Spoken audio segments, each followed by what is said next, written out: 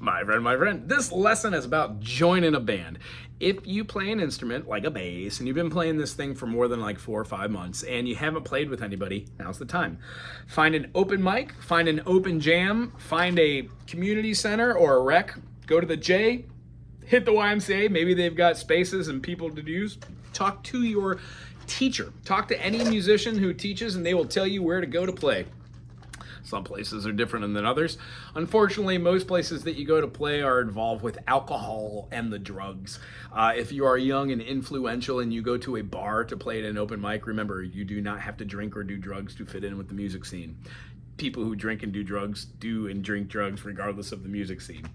And in my own personal opinion, really one of the only ways to make it in the music industry is to not do drugs or alcohol. So if you are playing an instrument and learning how to play, when you are drunk or high, you will learn how to play drunk or high. If you play sober, you will not play the same way. Many people feel different about that. However, drugs and alcohol are a big thing here in America. So until they're regulated and people have moderation, I would say stay away from it. But to each their own. Getting back on topic here, go form a band. Go join a band. If you're in that band and all they do is smoke pot for the first 2 or 3 hours before you play and you only play for 40 minutes and then everybody complains about how loud blah, blah, blah was, then pick a different band. You don't have to stay in the same band. Learning how to communicate on and off the stage would be like saying, hey, we don't really play with any dynamics. We play 3 chords. Every song is sounding the same, and I don't feel like I'm growing as an individual. It's a perfectly legit thing to say to individuals. It'll either light a fire underneath their tuchuses to start playing, writing, performing, getting lessons themselves, or different strokes, different folks. Part ways, you might meet them again in the future. Who knows? But I can tell you to stay in a stagnant project because you like the people, whatever. Hear me out here. There are many, many relationships. Bands are just one of them. If you're in a band or working a job or in a relationship, with a partner that you do not like, just remember there are millions of jobs. There are billions of people. Go do something else. You will thank yourself. As far as the bass goes, joining a band is the best way to learn how to live a little bit as a musician. Being around people who might or might not have an alcohol or a drug abuse addiction, around people who have poor cognitive skills or thinking processes. Being able to deal with money and keep a bank and a till, knowing exactly how much you made off of merchandise, knowing when to order merchandise, knowing how much money you're going to need for gas to rent a vehicle to get from one place to another. What happens if the vehicle breaks down? Where are you going to stay? Do you book lodgings? Are you going to camp? Is everybody going to be in the van? There are many, many, many different things that happen, and a lot of them are results of money, having it or not having it. But just because you have money doesn't mean you're going to make it. The idea is the music industry is an extremely fickle industry that quite literally doesn't view the artist as a musician. They just view it as a product. So when you play, you are a product. Remember that first and foremost. If you're playing for music and love, good for you. I hope your endeavors go wonderful.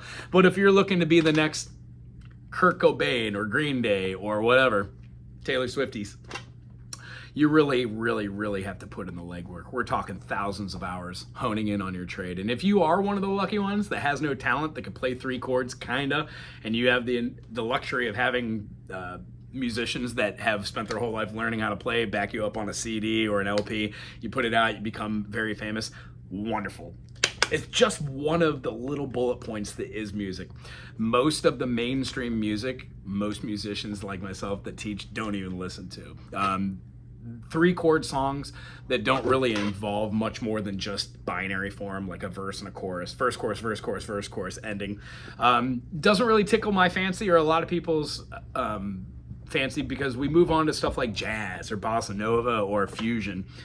Some people choose to stick with one genre like Irish music or reggae. And, I had a buddy that said, we were like, why don't you listen to anything other than Fish or Zappa? And his answer was, because Fish and Zappa does it for me. There really is no other band that does it. Now, there are great bands that they like Steely Dan or, Pink Floyd. But the idea is, if you had to listen to one artist for the rest of your life, who would it be? I mean, yeah, mine would probably be Fish or Zappa or Wes Montgomery or, just probably, I don't know. It's so hard to say as a musician. So one of the things that I always boil it down to is, am I having fun? When I was younger, I didn't realize that I was supposed to be having fun in life. I'm in my 40s now, and what I've realized is there are really no adults. My personal beliefs don't really matter, but I don't really think that when I die, there's going to be somebody telling me that I did it right or wrong. I just think the fluke of life is very interesting, and the observation is something I could write songs about. That's basically where I'm at. I don't put too much stock into other people because I know they're also in pain or hurting or suffering or just in a transitional phase like everything. And the end result is joining a band helps you link up with other individuals that might or might not share your own life experience. The beauty of this is if they don't share your life experience and you can have some sort of cohesion, that's, in my opinion, what makes a really great group. Having different life experiences and then being able to work upon those to create a foundation of what you like to hear, play, feel, and then write songs which are charismatically representative of that. So I do wish everybody that watches this the best of luck. I would say go through the trials and tribulations, learn how to do it, and on a final note, kind of relating to there are no adults thing, nobody will help you. Not one person. Nobody cares about what you're doing. It's insignificant to them. If you do find somebody who truly cares about you and the music that you produce, or they see the intention in your eyes and in your heart and in your demeanor and your manner, then keep them close to you, not only in mind, body, and spirit, but tell them that you enjoy them and you love them and that you're glad they're a part of your life. Because music has a tendency to push people away depending on how you interact with each other.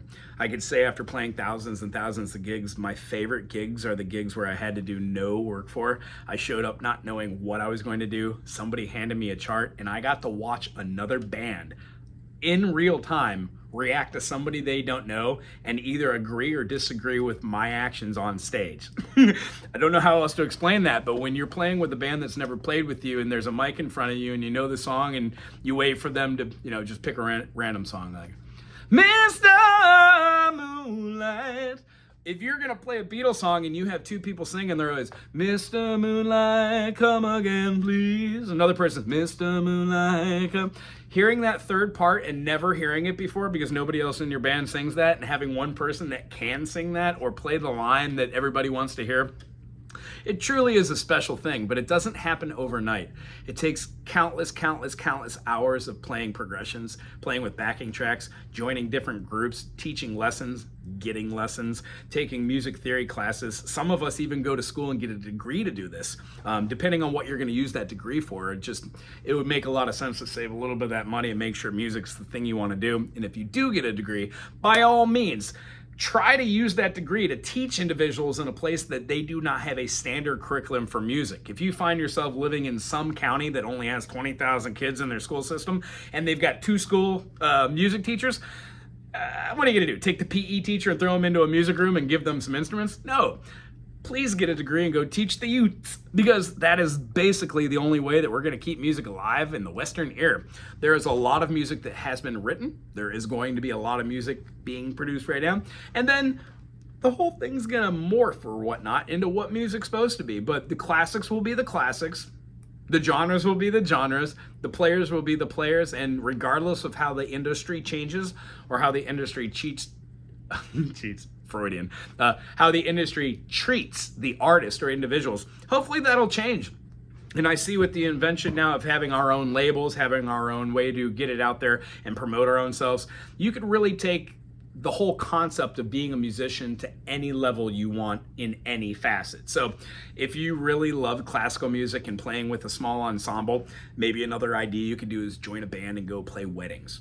That is a very lucrative thing you could do to make a little bit of money. Keeps you away from those fast food jobs. And if you're in a fast food job, like I had been for many years, playing music after working a 12-hour shift at 2 different restaurants and then playing till 2 in the morning and then waking up and doing it all over the next day and the next day and the next day, it is extremely hard. It wears down on the body and the mind and the physical and the financial and everything. But gotta tell you, if music is the thing that you are drawn to, don't let anything stop you, no matter what that is.